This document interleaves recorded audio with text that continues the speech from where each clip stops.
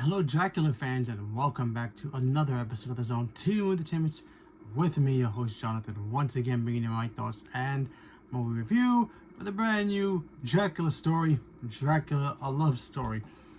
Now, normally, Dracula movies are pretty much all the same. I mean, I don't think there has been a Dracula movie that's basically not since Bram Stoker's Dracula not been the same. They all been the same. Okay? Oh, unless you count Morbius, but that's a different thing. And I love that movie, so, fight me on that one. But either way, we're talking about Dracula here. Dracula, a love story. Normally when you see Dracula, it's pretty much the same concept. Dracula shows up, he finds a woman, he's in love, and then we go from there. But in this case, it's a little different. So, let me tell you this, the casting here, because I think the casting is actually kind of neat. You have Caleb Lord Jones. And you guys remember him from, I think, from X-Men First Class, I think he was in? Yeah. He plays Dracula. Then you have, where is she? Then you have Zoe Baloo? I butchered that. I apologize. She plays his wife in this film, and then / love interest. She plays 2 roles in this movie, and we'll get to that in a minute. And, of course, we have the great Christoph Waltz here as well. Christoph Waltz kind of plays a priest, but technically he's kind of Van Helsing in here, without them actually having him being Van Helsing or being the version that Hugh Jackman played with the weapons and all that stuff going after Dracula. Nah, he's just a regular dude, old school, version, kind of like how it had in the book and of course in the Bram Stoker's version. So Dracula tells the story of Dracula before he becomes Dracula. He's a prince, just he has his wife. He's living his best life. Something happens. His wife gets killed. And then he goes crazy. He goes crazy so bad that he decides to renounce God, and all know how that turns out. By renouncing God, you basically condemn yourself to pretty much being an eternal nightmare for the rest of your life. And that's exactly what happens to Dracula here.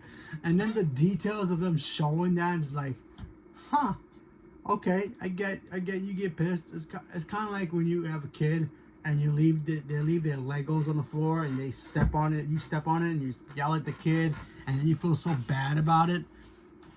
And then or the kid gets traumatized. That's basically what this was. Something happens to Dracula's wife. He flips out. He goes out and starts cursing out the Lord himself, obviously spiritually, and then he becomes Dracula. So it's like, wow, dude. But either way, jump to modern day. Now we see Christoph Waltz. He's doing his thing.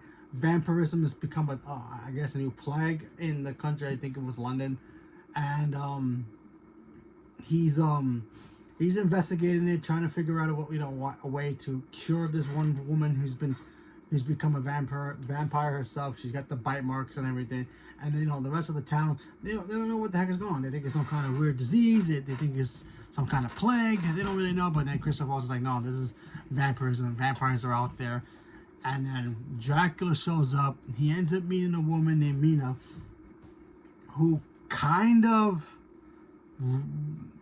represents, I guess, a modern version of what his wife was, so reincarnated, and he starts falling in love with her, and normally that's the same trope as the other movies, but in this case, from her point of view, we actually kind of see her kind of falling for him, because she gets like these flashbacks of like her previous life with him.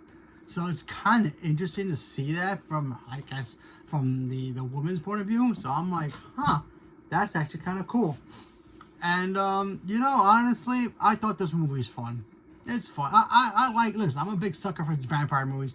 Dracula's my favorite horror universal monster movie of all time. I love the original. So classic. Obviously, way before my time, obviously. But watching that movie is so cool. Bram Stoker's Dracula is still one of my favorite Dracula films of all time. And, this movie, as low budget as it is, I dug it. I thought what's his name? Caleb Yeah, I thought Caleb did a really good job playing Dracula. He had the smoothness, the sophistication of what Dracula would be in human form to try to woo these women and all that stuff to become his brides and all that stuff. And I think he did a really good job of playing him. I mean, obviously, he's not the best version of Dracula actor we ever had in our lifetimes, but still, he did a really good job playing the character, and I enjoyed it. And you know, for a modern take, the actress who plays his wife / the new love interest, she was great as well. She's very beautiful, so I thought she did a really good job playing the character as well, playing her character.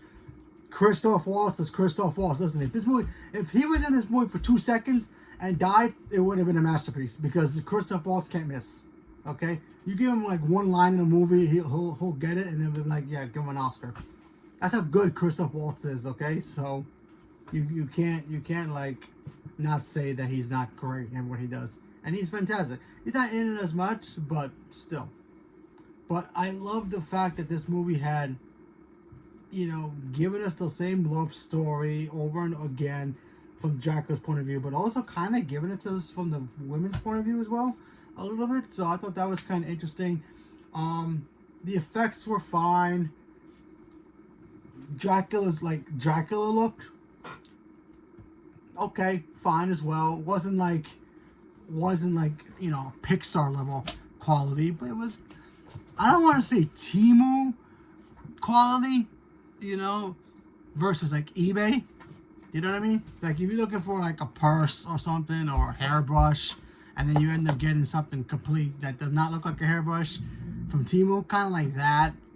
But the makeup was fine. I mean, obviously this was a low budget film. This movie came out in French, by the way, for France first. Okay, this movie technically came out last year, and then it came out here literally today or last night. So you know what can you do? But I still had a good time with it because why? Because I don't know. It's just for me personally. I can watch any version of Dracula or his story over and over again in different versions of different actors, different directors telling their versions of the story. I don't get bored with it for some weird reason. Yes, what I would like to see more of Dracula, you know, killing people, going after people, biting them, and you know, being more of a blood-sucking vampire monster. Sure, but in this case, for the Dracula style that we always get, I'm down with it. As long as you keep me entertained with it, I'm cool. And I thought the ending to this movie was actually kind of interesting because at the end of it, you kind of, which is kind of weird for me to say this, you kind of feel sorry for Dracula at the end of it. It's like, huh, is he getting his happy end ever after at the end of this movie? Or is he like finally just like surrendering to who he's supposed to be? It's kind of like one or the other, but I'm not going to spoil it. But when you watch, it's like, maybe it kind of makes you think, like, is he now happy for what he did, or is he kind of like regretting what he did overall? Remember, he's been condemned for eternity to suffer and the pain of losing his wife, and now he sees this woman who may be the reincarnated version of his wife.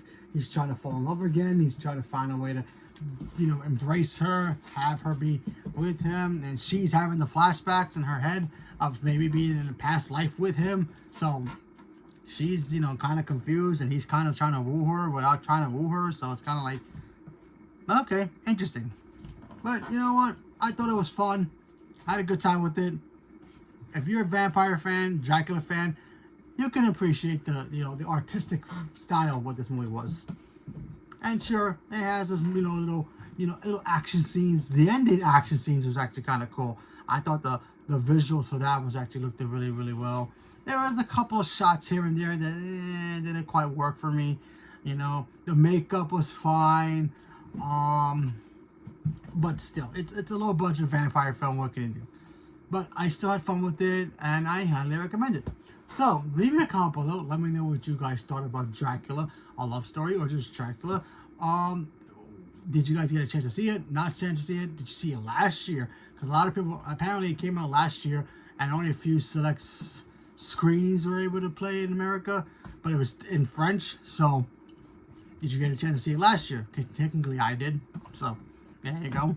But, whatever it is, leave a comment below. Let me know. And also, let me know what's your favorite vampire movie.